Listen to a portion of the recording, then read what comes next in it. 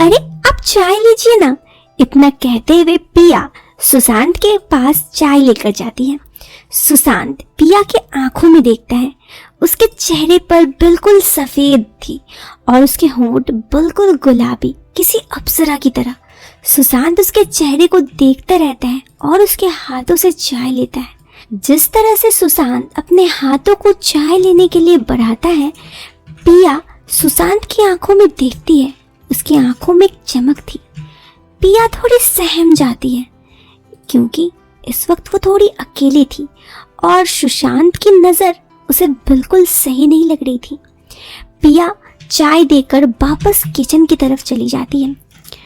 तभी वो किचन में जाती है और पानी ले रही होती है पीने के लिए, क्योंकि उसकी गला डर से थोड़ा सूख चुका था। जैसे ही वो पानी लेके घूमती है, पीछे सुशांत होता है। पिया डर जाती है और कहती है, क्या आप चलते वक्त बिल्कुल भी आवाज नहीं कर सकते? हेलो दोस्तों, मैं हूं नैना और आप सबके लिए फिर से लेके आई हूं एक प्यारी सी कहानी। इस कहानी को सुनते वक्त आप ईयरफोन का उपयोग कर सकते हैं। साथ ही अगर आपको ये वीडियो पसंद आए तो आप इस वीडियो को एक लाइक जरूर करें और चैनल पे पहली बार आए हैं तो सब्सक्राइब जरूर करें। पिया की शादी अभी नई हुई थी। उसकी शादी बसंत नाम के एक लड़के के साथ हुई थी। बसंत जो एक मल्टीनेशनल कंपनी में जॉब करता था, अपने काम के सिलसिले पे काफी व्यस्त रहता था, लेकिन वो पिया से काफी ज्यादा प्यार भी करता था। पिया की बात करें तो वो अपनी शादी से पहले खुश नहीं थी, क्योंकि वो एक ऐसे शख्स से शादी करना चाहती थी जिसके पास भले ही कम पैसे हों लेकिन उनके पास वक्त हो। जबकि पिया के माता पिता पिया की शादी बसंत से फिक्स कर देते हैं। पिया के घर वालों के लिए इज्जत बहुत जरूरी थी और पिया को वो कभी भी अपनी मर्जी से शादी नहीं करने देंगे। पिया को ये बात बहुत अच्छे से पता था, इसीलिए पिया हमेशा से किसी को भी अगर पसंद करती तो अपने दिल की बात किसी को ना बताई और हमेशा वो शांत रहती। अगर पिया की खूबसूरती की बात करें तो पतले लंबे प्यार, गुलाबी बिल्कुल पंखुड़ियों की तरह होंठ, इतना साफ त्वचा कि थोड़ा सा शर्माने से पूरा लाल हो जाए ऐसे गाल, लंबे लंबे काले बाल, लंबी आंखें और वो हमेशा पैरों में पायल पहनती जिससे कि जब भी वो चलती छुन छुन छुन की आवाज आती थी। पिया की खूबसूरती को देखकर पिया के पति वसंत पहली ही नज़र में पिया को काफ़ी ज़्यादा पसंद कर लिए थे और उन्होंने तो ये भी सोच लिया था कि चाहे कुछ भी हो जाए वो शादी पिया से ही करेंगे।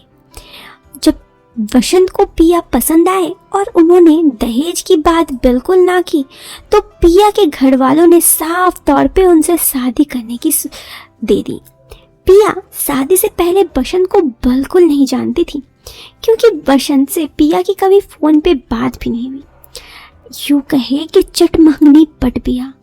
सिर्फ और सिर्फ 10 दिन की मुलाकात में, मतलब 10 दिन से पहले दिन की मुलाकात में पिया की शादी वसंत से हो जाती है और पिया अपने पति के साथ अपने एक छोटे से शहर से काफी दूर बड़े से शहर में आ जाती है, जहां पर पिया के पति सुबह जाते 10 बजे तो रात के आते आते 8 बज जाता। बहरहाल वो 8 बजे थके होने के बावजूद पिया से काफ़ी अच्छे बातें करते और पिया के साथ वक्त बिताते, लेकिन पिया अभी तक अपने पति से कंफर्टेबल नहीं हुई थी।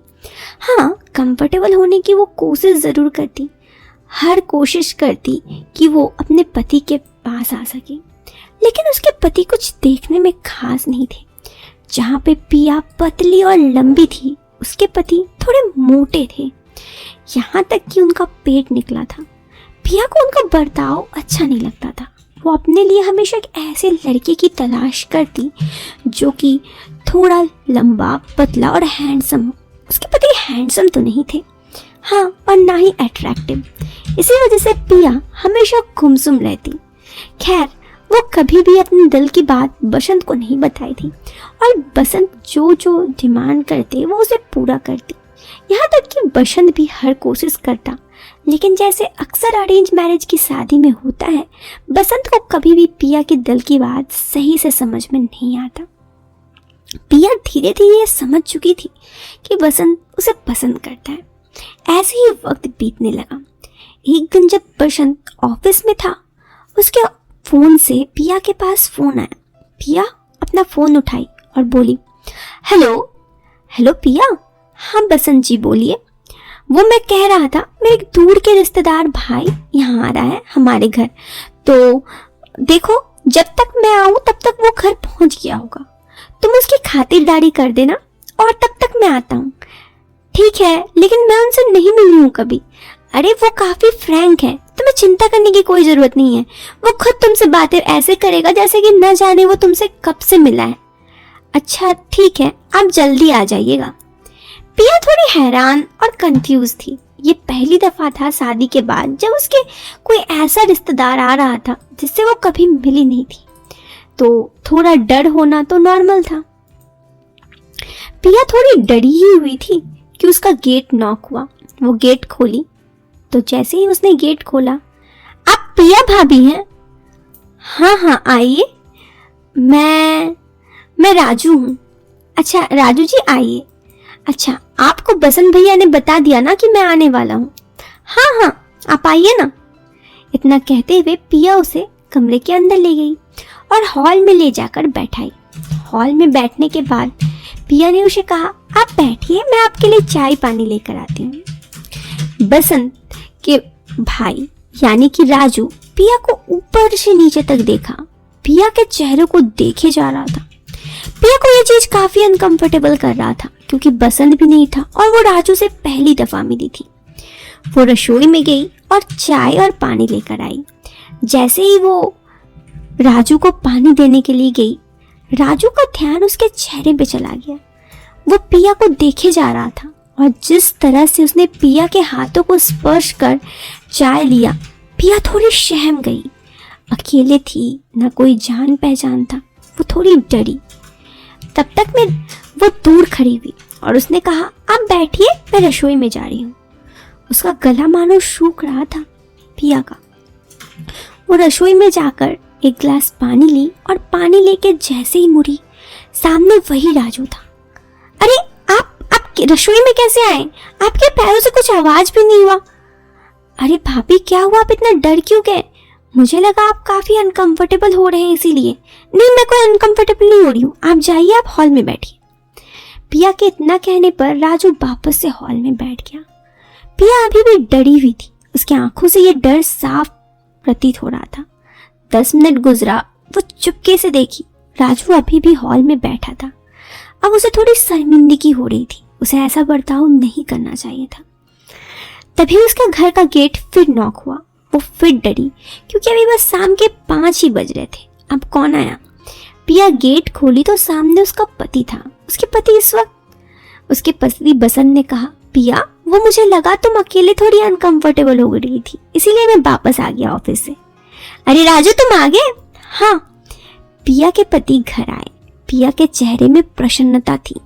आज उसे पहली बार अपने पति की तरफ प्यार दिख रहा था। आज वो समझ रही थी, भले उसका पति अट्रैक्टिव या हैंडसम नहीं है, लेकिन वो पिया को प्यार करता है।